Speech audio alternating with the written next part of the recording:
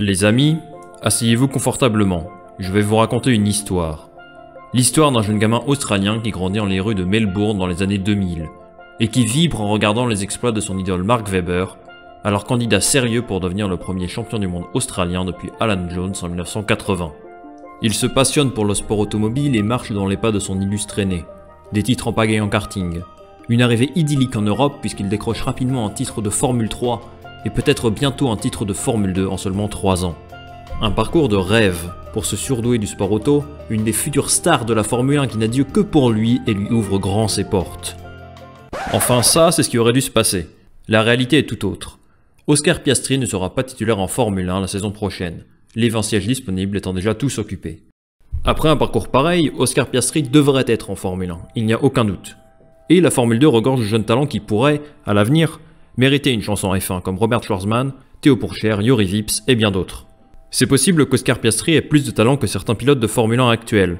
Chacun aura son propre avis, et ce débat laisse apparaître un problème sous-jacent.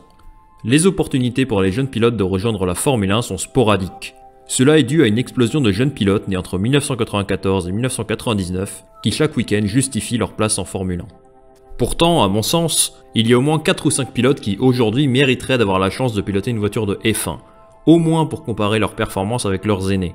Et la FIA fait le même constat, ce qui pousse l'organisme en charge de la F1 à modifier ses règles en 2022. Piastri, Pourchaire ou encore Schwarzman devraient rouler dans la catégorie reine l'année prochaine en séance d'essai libre. Alors quelles sont ces nouvelles réglementations qui permettront aux jeunes talents de demain de montrer au monde leur potentiel? Détendez-vous, on analyse ça ensemble.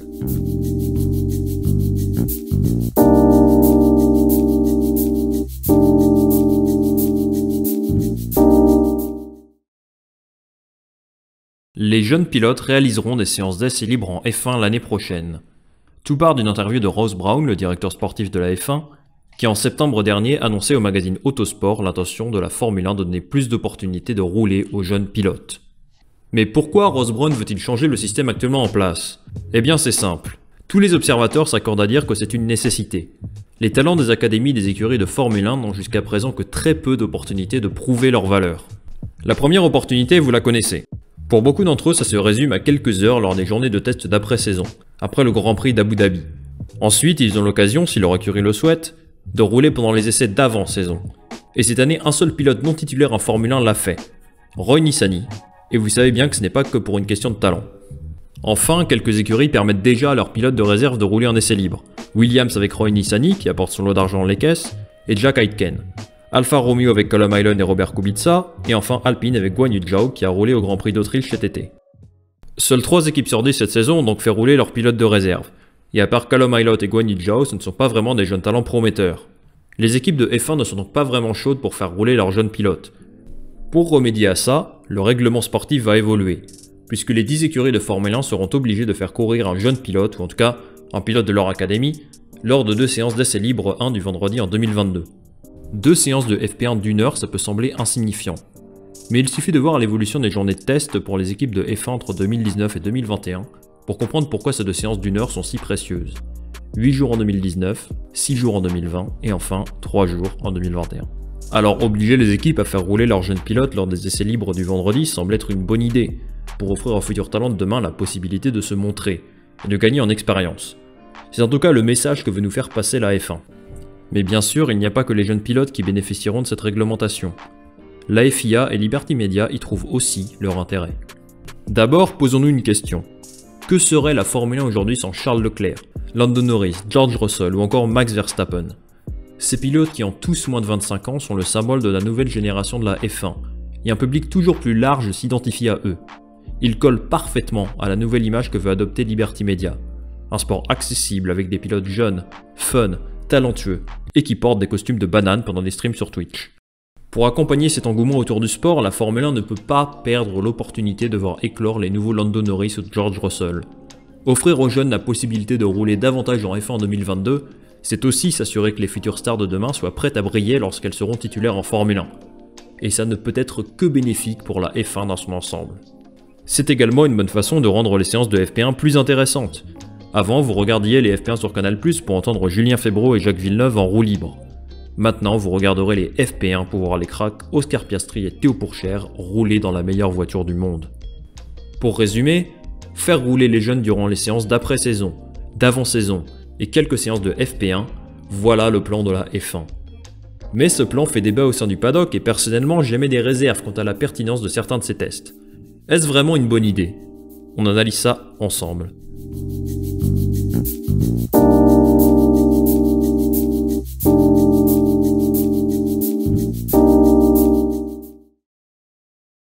Oui, l'idée de voir Oscar Piastri et ses jeunes collègues conduire une F1 donne envie. Quand on a un parcours similaire à Russell ou Leclerc en jeune, avoir la possibilité de rouler dans une voiture de F1 en FP1 est vraiment le minimum syndical. Sur le principe, on est d'accord. Mais certains détails du règlement et la réception des équipes à cette nouvelle me font douter quant à l'utilité du projet. D'abord, le terme jeune pilote reste à définir. Vous vous rappelez sans doute des journées de test pour jeunes pilotes de la saison dernière, où les grands talents de demain, Robert Kubica, Sébastien Buemi et Fernando Alonso ont brillé. Pour que ce genre de situation n'arrive plus, les régulations de la Formule 1 ont changé. Et, je cite, « Les essais de jeunes pilotes doivent être utilisés dans le seul but de donner aux jeunes pilotes l'occasion de tester les voitures de Formule 1 actuelles. » Et clairement, cette définition est super bancale. Il manque un aspect essentiel, une limite d'âge. C'est clairement une faille dans les réglementations puisque concrètement, un pilote de 30 ans ou de 40 ans pourrait rouler lors de ces essais. Alors bien sûr, il y a des règles et pas n'importe qui peut rouler en séance d'essai. Pour les essais d'avant-saison, il faut être titulaire d'une licence automobile internationale de catégorie A. Quant aux essais libres 1, les pilotes auront besoin d'un minimum de 25 points sur leur super licence et de ne pas avoir participé à plus de 2 courses du championnat du monde de Formule 1 au cours de leur carrière.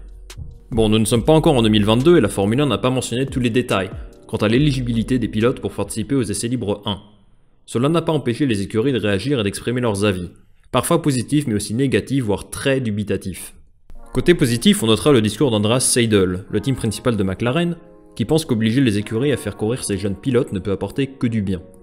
À la fois pour les pilotes, mais aussi pour leurs équipes.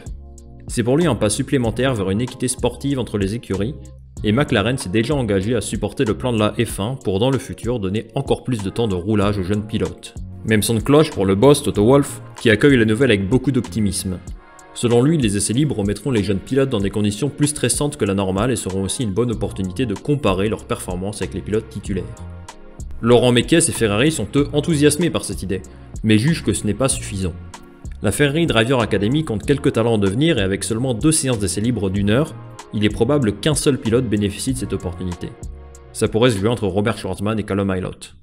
Enfin, le moins optimiste est peut-être, ironiquement, celui qui a le plus d'expérience avec les jeunes pilotes. Fred Vasseur a conscience que piloter une voiture de F1 est la meilleure façon de donner de la visibilité aux jeunes, mais questionne le choix des essais libres 1. Et je suis en partie d'accord avec lui. Pour lui, faire sauter un pilote inexpérimenté dans une très complexe voiture de F1 pendant 1 heure de FP1, ce n'est vraiment pas un cadeau. Les pilotes n'ont pas une grande expérience de course et n'ont pas le droit à l'erreur, puisque la voiture doit être en excellentes conditions pour les séances d'essais libres et de qualification à suivre. Finalement, le message donné aux pilotes, c'est « ne te crache pas », ce qui limite la prise de risque et donc ne permet pas de juger le réel potentiel du pilote. Le plan de la F1 pour ces jeunes pilotes me semble donc imparfait. Il y a des améliorations à apporter et des solutions à mettre en place pour donner aux jeunes la chance qu'ils méritent. On regarde ce qui peut être fait de mieux ensemble.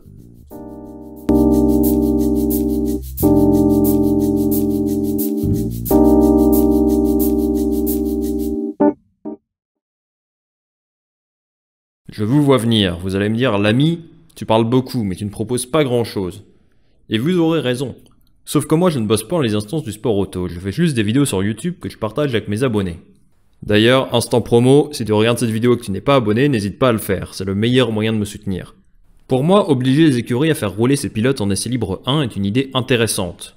Mais cette première mesure doit être la porte d'entrée à de nouvelles solutions à mettre en place. D'abord, des améliorations sont nécessaires. Je l'évoquais tout à l'heure et pour moi, définir une limite d'âge pour éviter les dérives est une nécessité absolue.